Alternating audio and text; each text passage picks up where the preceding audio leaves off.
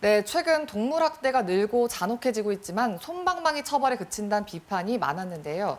이런 가운데 최근 동물은 물건이 아니라는 민법 개정안이 입법 예고되면서 동물학대 처벌이 강화될지 관심이 모아지고 있습니다. 사건과 법, 오늘 김혜민 변호사와 이 이야기 자세히 나눠보겠습니다. 네, 얼마 전 동물의 법적 지위를 인정하는 민법 개정안이 입법 예고됐잖아요. 어떤 내용인가요?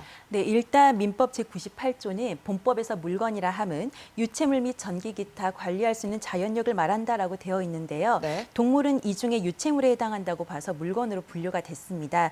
그런데 지난 19일 법무부는 동물은 물건이 아니다라는 동물의 법적 지위를 명시하는 민법 개정안을 입법 예고했습니다. 쉽게 말해서 기존에 동물은 물건으로 봐서 당연히 적용하는 식이 아닌 특별한 규정이 있는 경우를 제외하고는 개정안을 토대로 동물 관련 제도와 법을 만들 수 있도록 한 것입니다. 네, 그동안 이제 현행법을 개정하라는 요구는 꾸준히 있었잖아요. 네. 이번에 개정안이 추진된 배경은 뭔가요?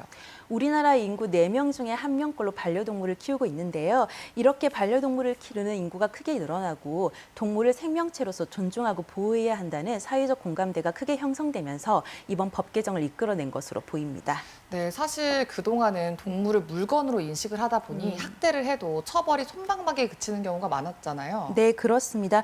기본적으로 동물의 법적 지위가 인정되지 않는데 동물학대에 대한 전체적인 처벌 수위가 높기는 힘들었거든요. 그렇다 보니 동물학대 자체를 재물손괴죄로 처벌하거나 동물보호법 위반으로 보더라도 가벼운 벌금형에 그치는 경우가 많았습니다. 실제 2010년부터 10년 동안 동물보호법 위반 사건 3천여 건 가운데 304명만 재판에 넘겨졌고 네. 그중 대부분은 벌금형과 집행유예로 끝났습니다. 그럼 이번에 법이 개정되면 동물학대 처벌도 좀 강화될 수 있을까요? 네, 그렇습니다. 개정법에 따르면 이제 물건이 아니기 때문에 재물손괴죄는 기본적으로 적용되지 않을 것이고요. 네. 그렇게 되면 상대적으로 동물학대에 대한 처벌 수위는 높아질 것으로 기대됩니다. 좀 더 구체적인 사례를 몇 가지 더 들어보면 기존에는 이제 주인이 반려동물을 학대를 해도 뭐 분리조치 같은 강제 조치를 할 수가 없었잖아요. 소유권을 주장하게 되면 네. 이 부분도 좀 달라질 수 있나요? 네, 지난 1월이죠. 자신의 강아지의 목줄을 잡고 공중에서 마치 쥐불놀이 하듯 돌려서 학대한 사건이 있었는데 이때도 피해개는 지자체가 주인으로부터 격리해서 보호 조치를 했지만 네. 해당 주인이 그 개에 대한 소유권을 포기하지 않는 바람에 다시 해당 주인에게 돌아가야만 했습니다. 그리고 최근에 나주에서도 키우던 개에게 벽돌을 집어던지고 긴 몽둥이로 마구 때리는 사건이 있었는데요. 네. 동물단체가 찾아가자 이때도 개의 주인은 소유권을 주장했습니다.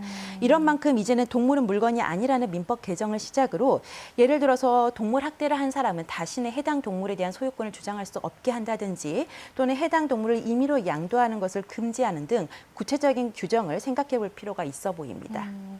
또 하나 이제 다른 사람의 반려동물을 죽게 하거나 다치게 한 경우에 위자료를 지급받는 방법도 논의되고 있다고요. 네, 그렇습니다. 사실 지금까지는 동물이 물건으로 취급되었기 때문에 설령 사고가 나도 이른바 객값만 물어주면 된다는 인식도 적지 않았고요. 네. 실제 손해배상을 하더라도 치료비 등 배상과는 별개로 정신적 고통에 따른 위자료를 인정받기는 어려웠습니다.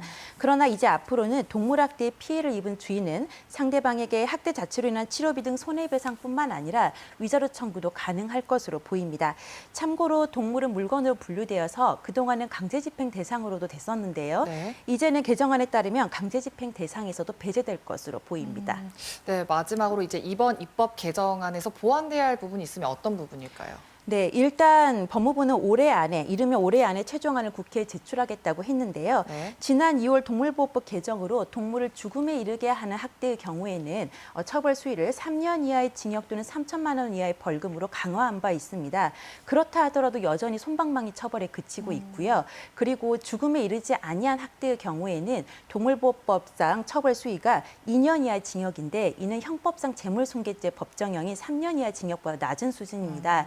그런데 이제 앞으로는 동물을 더 이상 물건으로 보지 않기 때문에 동물보호법 위반의 그 처벌 수위도 맞춰서 더 강화되어야 될 것이고요. 그리고 개별적인 양형 기준도 잘 마련해야 될 필요가 있어 보입니다. 네, 법 개정도 중요하지만 동물에 대한 우리의 태도도 많이 성장해야 될 것 같습니다. 네. 오늘 이야기 여기까지 듣겠습니다. 고맙습니다.